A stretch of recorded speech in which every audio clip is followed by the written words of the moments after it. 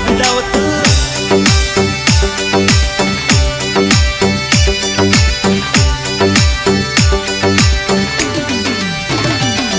अरे काम में ना हाथ लगावे, पड़ी पड़ी तू फोन चलावे, तारा माता जी थाने एड़े लखन गालिया। अरे घर को थन काम न आवे, फैशन में नंबर बन आवे, तोने बनी सामे तो एड़ा नहीं जानिया, तोने बनी सामे तो एड़ा नहीं जानिया। अरे बागा रे मैं कोयलड़ी मम्मी रे मैं लाडकड़ी जाने, कुण घड़ी में बनसा मोरा सब पणवाया। अरे थाने दिलड़ा में राखो, थाने मनड़ा में राखो, थे तो बनसा मारी तीतड़ली ने जानिया, थे तो बनसा मारी तीतड़ली ने जानिया।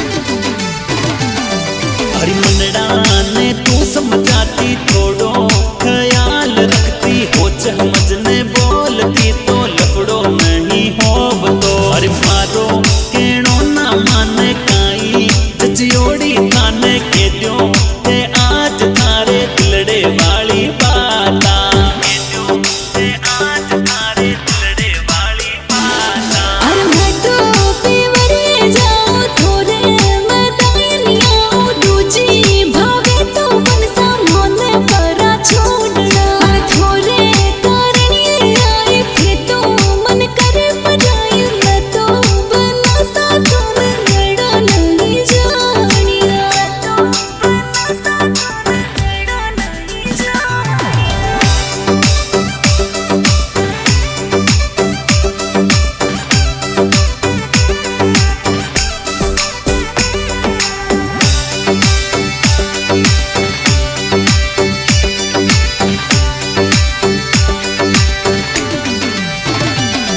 अरे नयो जमानो आयो, कलयुग रो परवान छायो, तो करे बनड़ी हो रारी सेवा। अरे सासू तो माता जेड़ी, ससुरा जीरी तुला टकड़ी, सेवा करे तो ये बनड़ी खूब मिलेला मेवा।